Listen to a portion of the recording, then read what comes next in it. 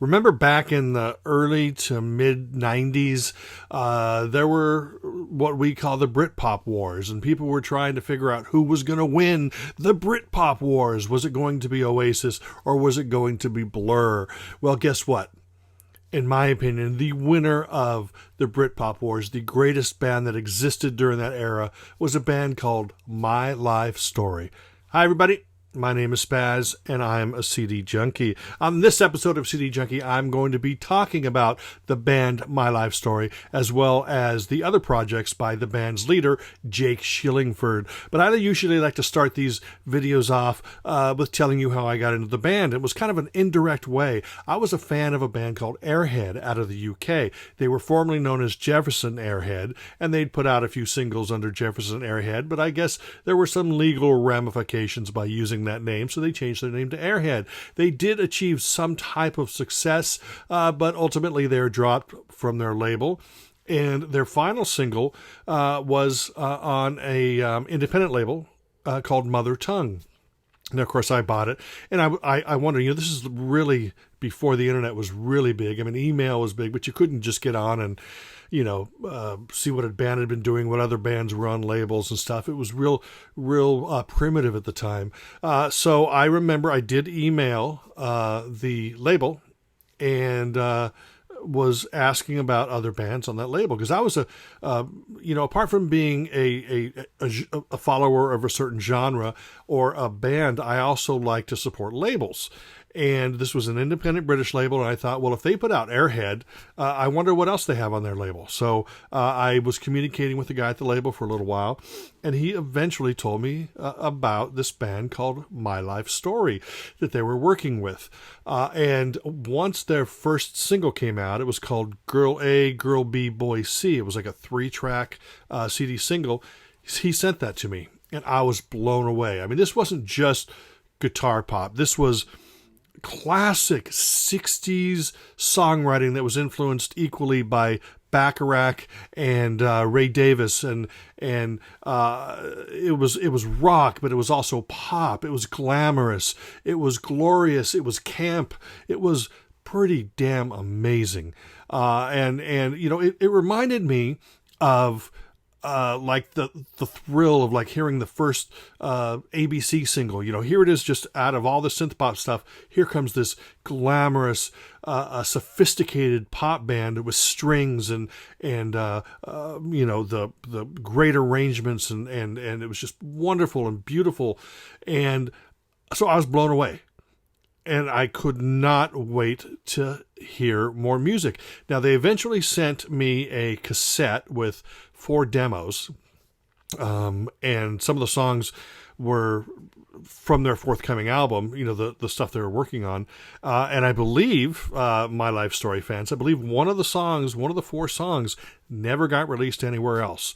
But I could be wrong, and I'm not going to name names from anyone at the label. But my friends and I were really big, avid supporters of this band. Now, the interesting thing about some of these early recordings is that some of them were produced, and this is for you Beatles fans, some of them were produced by Giles Martin. I think a total of 3 songs, like Star Colliding, maybe Girl A, Girl B, Boy C.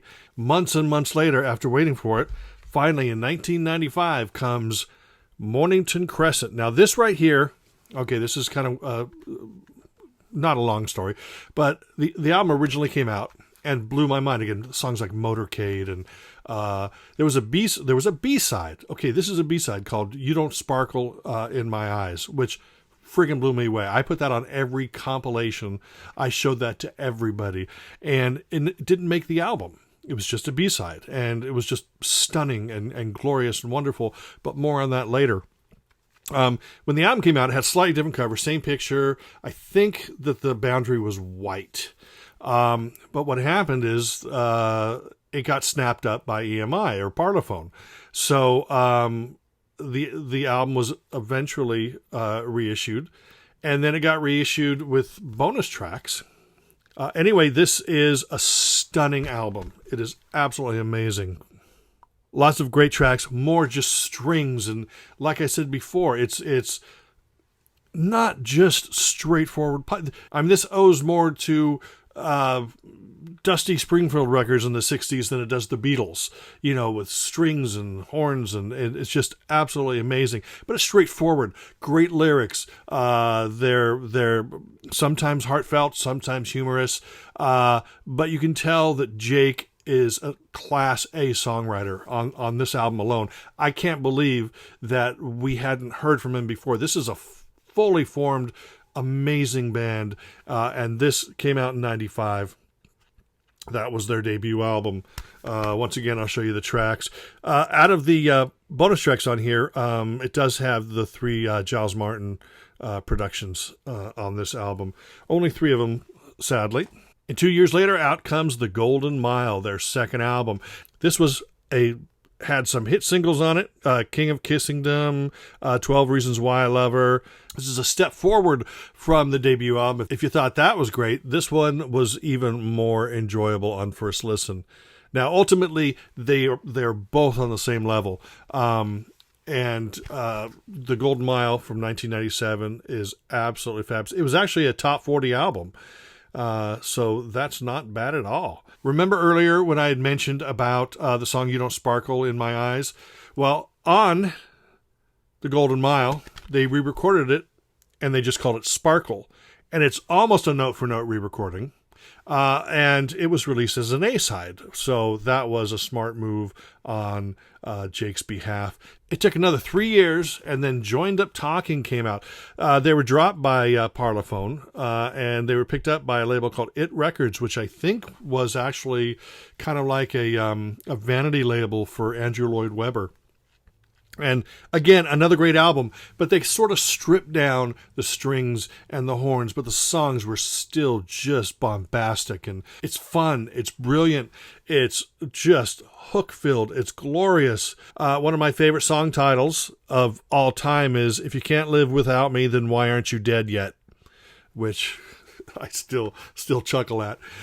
And this was another fine album, and guess what? After this, the band split up. And that was just heartbreaking because, to me, here was a band that should have been huge. I mean, people in America should... Jake sings with a British accent. He doesn't hide it, so maybe that's why the American labels stayed away. I don't know. I have to come up with some kind of reason why the U.S. wouldn't release such a fine band. But Jake did return 2 years later in a band called ExileInside. This is their first album, which I think is called EI034.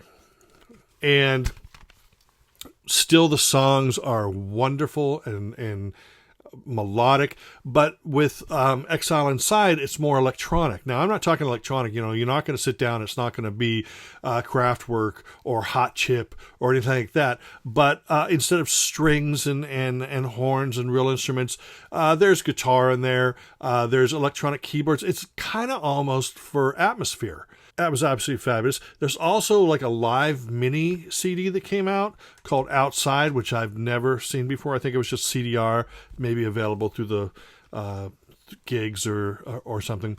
And it took another 3 years for EIO60 to come out, and yet another wonderful collection of songs, which were far more electronic. Of course, just like the debut album, but still, I mean, thing is it's a brilliant songwriter.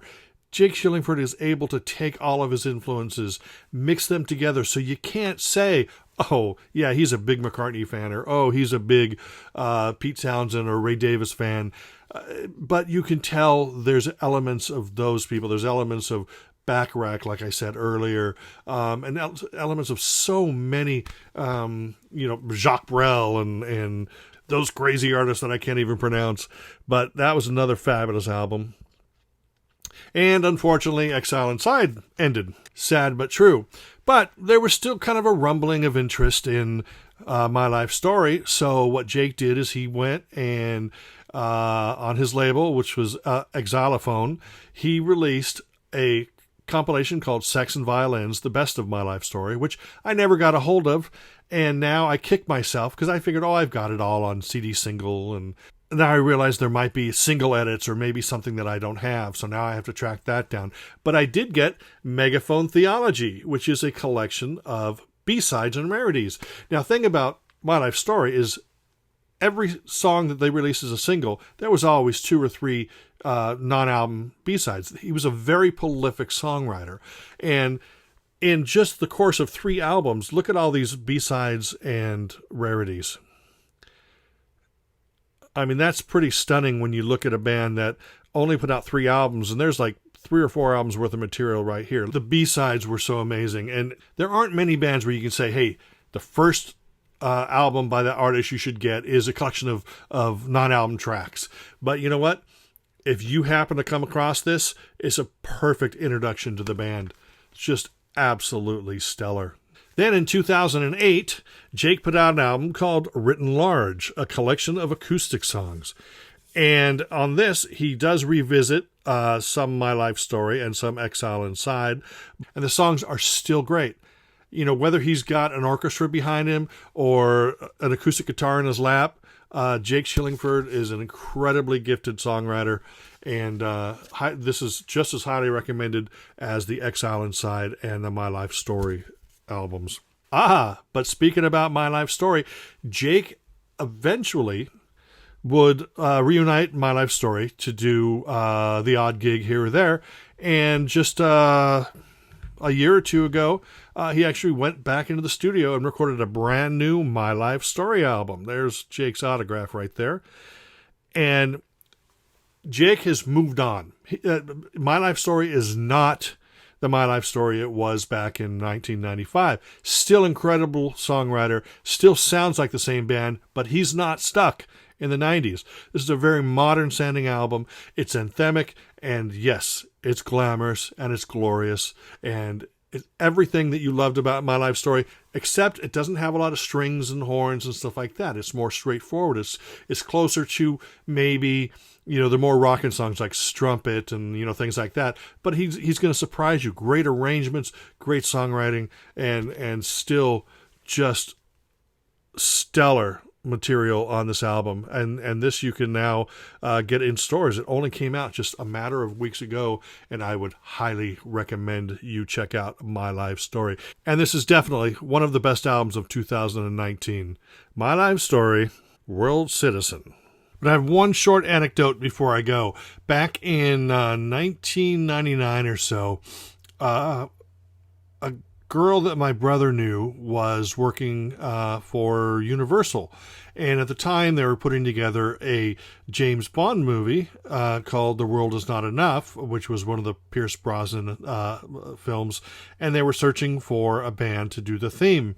Now, I immediately thought of My Life Story because their music would totally fit into a James Bond movie. It's so dramatic and big and bold that I felt that they were the perfect band to do the James Bond theme. So, of course, what I did is I made a sampler of maybe 5 or 6 My Life Story songs and gave it to her to give to one of the guys at the studio to see if they would consider using My Life Story to write the theme music. Of course, movie companies aren't going to really use a band that isn't that well known, so they went with Garbage, and that theme was kind of garbage in my opinion. But I did try to get My Life Story to do a James Bond theme. But you know what? If you listen to the first couple My Life Story albums, every song could be a James Bond theme. They're that good. Now, I did want to bring up something else. Now, of course, I focus on CDs, but Jake does have another career outside of My Life Story and his solo career, and that's a collaboration with a guy named Nick Evans. That collaboration goes under the name Choppersaurus, and they do soundtrack work and music for trailers and all this kind of stuff. So definitely try to check out Choppersaurus as well. But anyway, that's it. My name is SPAZ, and I'm a CD junkie.